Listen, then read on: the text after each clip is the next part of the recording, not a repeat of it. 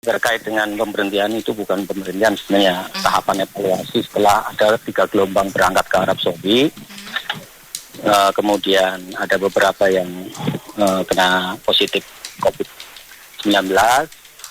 Tahap pertama, tahap kedua, alhamdulillah tahap ketiga jalan lancar. Nah, evaluasi ini dalam artian apakah memang berkaitan dengan yang positif COVID-19 atau memang secara umum dalam hal ini setelah sekian lama ada ataupun tidak adanya kasus positif itu akan tetap ada evaluasi? Ya, tentunya kalau ini kan namanya tahapan pembukaan yang masih coba-coba gitu kan, Arab Saudi untuk bagaimana untuk menangani setelah sukses haji dengan terbatasnya jumlah jamaah haji kemarin, kemudian sukses, kemudian menginjak pada kegiatan umroh. Nah, kegiatan umroh pun ini kan dari sisi usia sudah dibatasi dengan harapan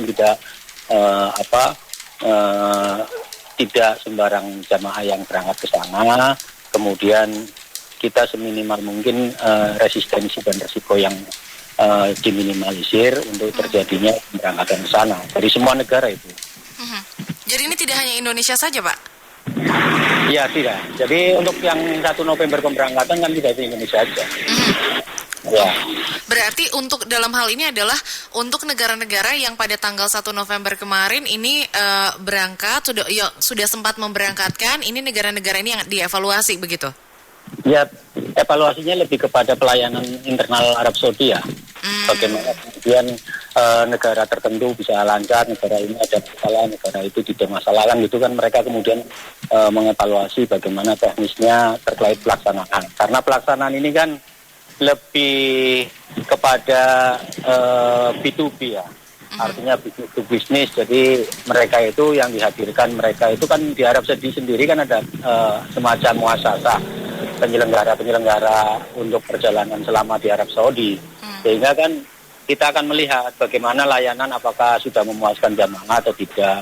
Jadi tidak saja kepada resistensi kepada penyakitnya, tapi juga layanan-layanan yang terbaiknya. Karena kan kemarin itu cukup ketat juga untuk protokol, sehingga jamaah yang ada di sana pun banyak yang kurang nyaman karena kaget dengan sistem protokol gitu. Jadi ini kemudian bukan sekedar dari sisi penyakitnya lebih utama juga, tapi untuk lebih layanan yang maksimal untuk tamu-tamu Allah itu Arab Saudi akan melakukan evaluasi dari berbagai sisi kan gitu.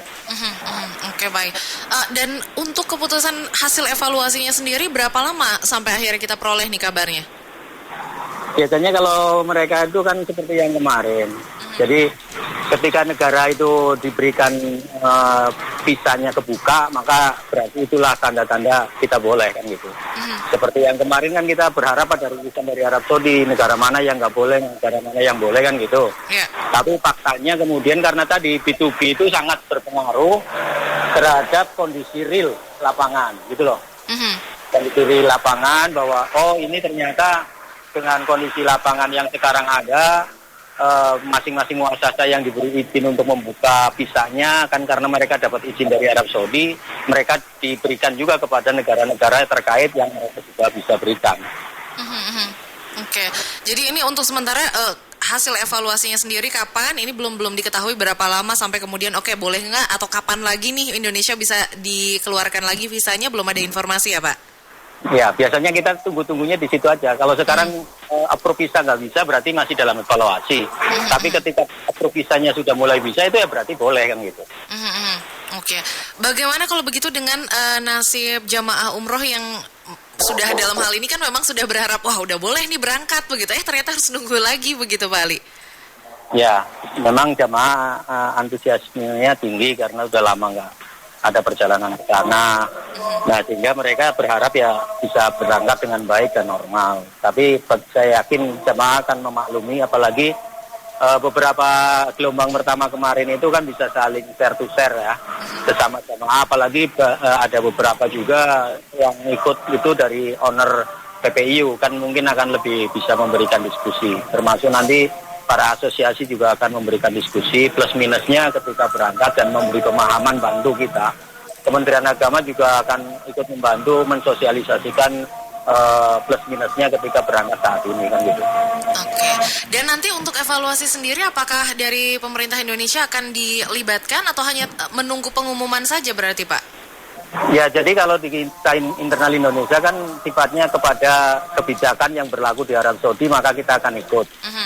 Nah, untuk Indonesia sendiri, kita akan mengevaluasi pra dan pasca, Mbak.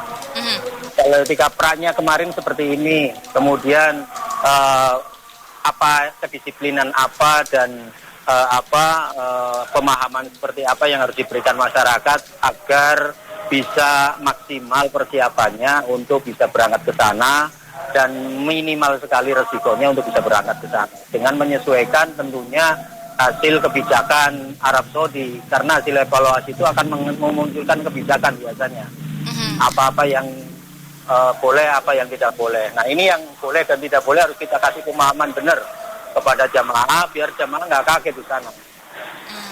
Dan untuk internal di Indonesia sendiri evaluasinya apa saja nih Pak yang sementara ini yang tercatat? Yang pastinya tentunya persiapan untuk PCR ya. Untuk sebelum berangkat itu yakinkan satu, lokasi PCR itu harus memang benar-benar tersentralisasi di mana, tempatnya di mana mereka bisa melaksanakan PCR. Yang kedua, yakinkan bahwa tempat PCR itu hasil labnya akuntabilitas bisa dipertanggungjawabkan secara kesehatan. Tentunya yang sudah terdaftar di lab-lab kesehatan kita ya, jadi protokol.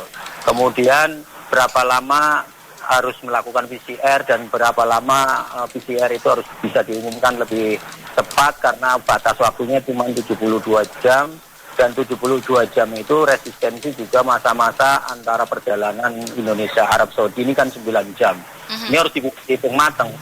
Bagaimana supaya keluarnya cepat, hasil akurat, kemudian selama perjalanan juga mereka yakin yang dalam satu pesawat itu sehat semua. Tentunya baik penumpang maupun maskapainya clearance dari sisi kesehatan COVID.